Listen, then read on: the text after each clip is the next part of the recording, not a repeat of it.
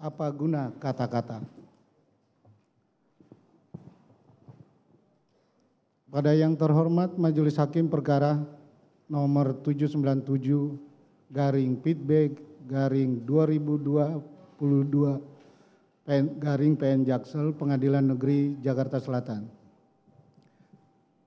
Perkenankan kami yang bertanda tangan di bawah ini, tim penasehat hukum Putri Chandrawati dengan ini mengajukan tanggapan atas replik jaksa penuntut umum atau duplik atas nama terdakwa Putri Chandrawati sebagai berikut. Majelis Hakim yang mulia, saudara penuntut umum yang kami hormati, sidang pengadilan yang kami muliakan. Puji syukur kehadirat Tuhan Yang Maha Esa yang telah memberikan perlindungan dan kesehatan kepada kita semua, sehingga melalui kesempatan ini kami tim penasehat hukum dapat mengajukan duplik atas replik penuntut umum tersebut.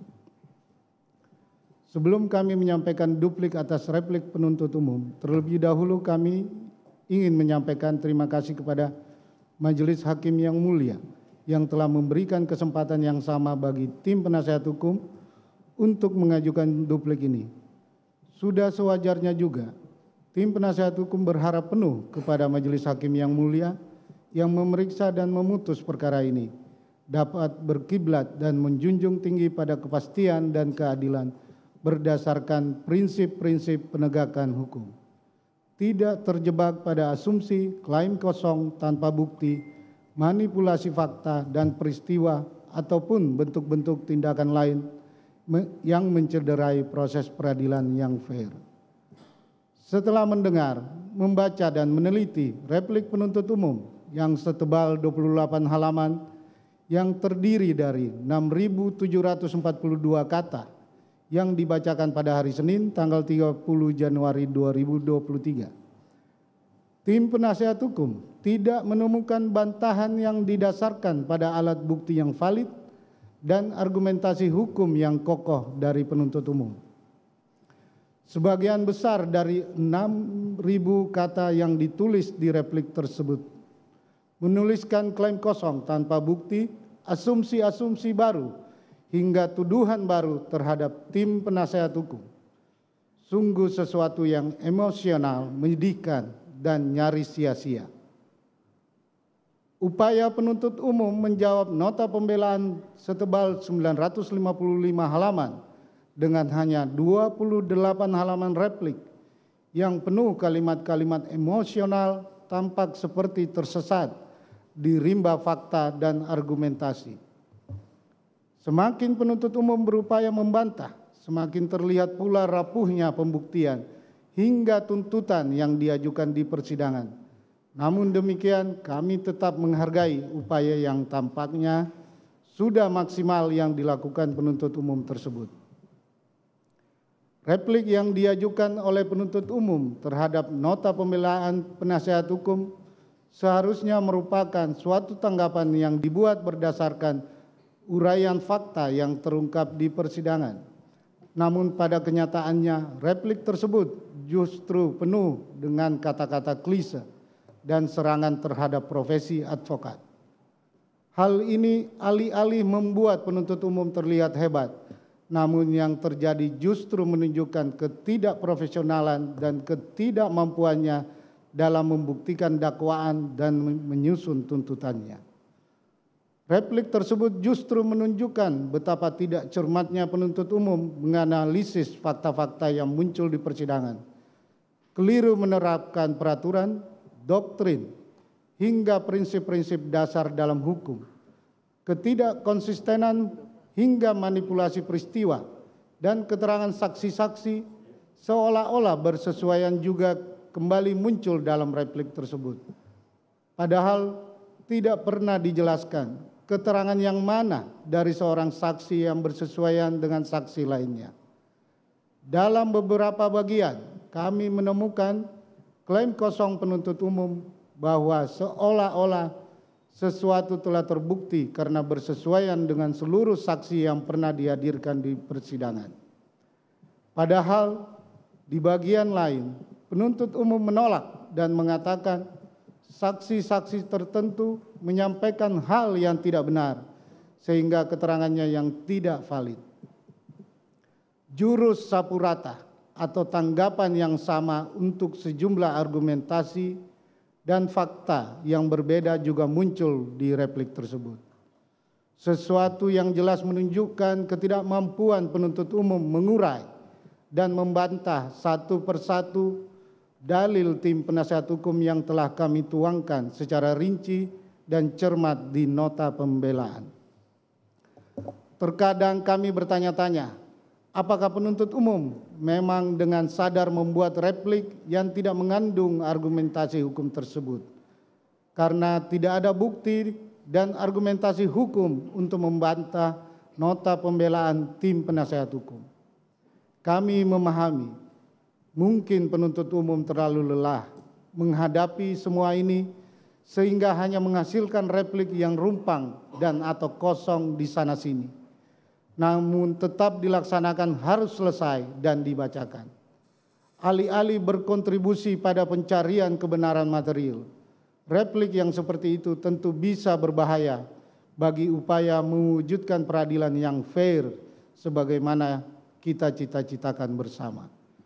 Namun demikian, sebagai wujud sikap profesionalitas advokat, kami tetap menghargai penuntut umum yang tetap berusaha semaksimal mungkin menjalankan tugasnya. Walaupun sulit untuk tidak mengatakan isi replik penuntut umum tersebut sama sekali tidak memuat hal-hal yang substantif, bahkan tidak menjawab secara yuridis nota pembelaan dari tim penasihat hukum. Seluruh dalil penuntut umum, baik dalam dakwaan, tuntutan maupun replik, hanya berupa asumsi tidak berdasar, emosi, dan merupakan delusi. Untuk menghindari kita juga mengulangi kesalahan yang sama dari penuntut umum dalam menyusun tuntutan dan replik. Dalam duplik ini, kami akan memberikan jawaban berdasarkan fakta-fakta di persidangan, peraturan perundang-undangan, doktrin, jurisprudensi, dan argumentasi hukum yang dapat dipertanggungjawabkan secara profesional.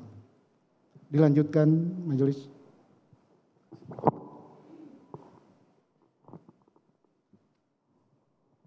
Majelis Hakim yang mulia, penuntut umum yang kami hormati, kami akan sampaikan pada bagian ini pokok-pokok tanggapan terhadap replik penuntut umum. Pada bagian awal replik, penuntut umum menulis pertanyaan, siapa di sini yang sebenarnya berasumsi dengan menggunakan alat bukti yang tidak tervalidasi dan tidak tercukupi. Dalam uraian duplik penasihat hukum ini, kami akan menjawab pertanyaan penuntut umum tersebut. 1, kami menemukan setidaknya terdapat 11 asumsi yang digunakan oleh penuntut umum dalam membangun tuntutan hingga replik, di antaranya sebagai berikut. A. Asumsi penuntut umum yang menyatakan bahwa kekerasan seksual tidak terjadi pada terdakwa, meskipun fakta di persidangan mengungkapkan terdakwa benar-benar mengalami kekerasan seksual dan hal tersebut didukung dengan 4 jenis alat bukti yang terungkap di muka persidangan dan bersesuaian satu dengan lainnya. B. Asumsi penuntut umum yang hanya didasarkan pada penggalan satu keterangan saksi Richard Eliezer Pudihang Lumiu yang berdiri sendiri dan tidak bersesuaian dengan alat bukti sah lainnya. C.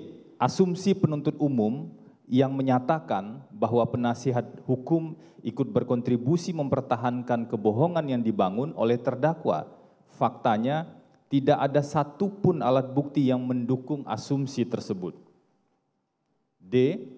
Asumsi penuntut umum yang menyatakan telah menggunakan semua alat bukti yang dikemukakan di persidangan dengan konsisten dan tidak berubah. Hal ini tidak sesuai dengan fakta yang muncul di proses persidangan. E.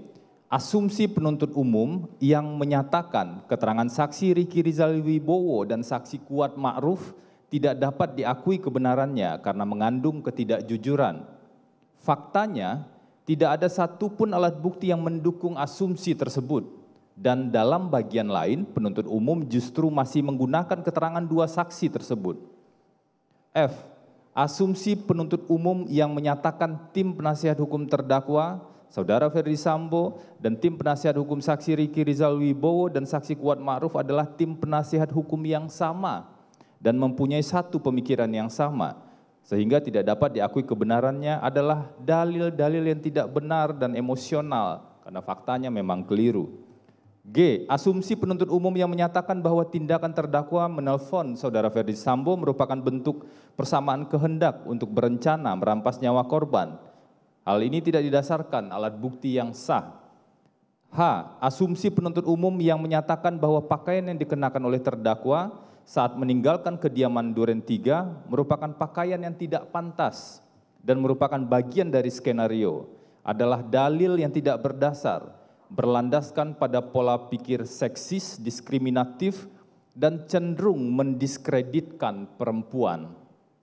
I. Asumsi penuntut umum yang menyatakan bahwa naiknya saksi Kuat Ma'ruf dan terdakwa ke lantai 3 di kediaman Saguling selama kurang lebih 3 menit bertujuan untuk bertemu dengan Saudara Ferdi Sambo. Ini tidak logis dan tidak didukung dengan alat bukti.